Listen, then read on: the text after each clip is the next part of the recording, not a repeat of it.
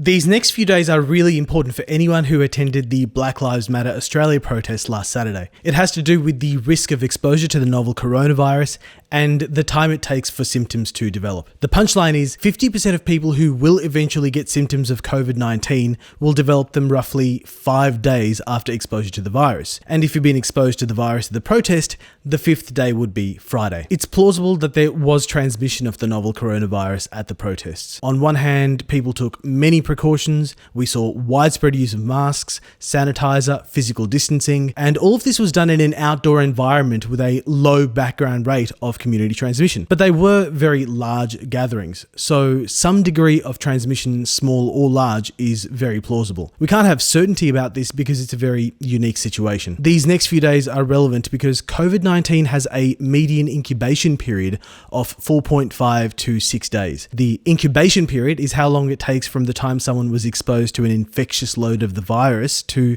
developing symptoms. The median incubation period of COVID-19 means that by that period of roughly 5 days, 50% of people who will ever get symptoms would have developed them. The other 50% of people will develop symptoms after this period. And by 14 days, almost everyone who will ever develop COVID-19 symptoms would have gotten them. So really, it's important to be on alert for the full 2 weeks after the protests on June the 6th.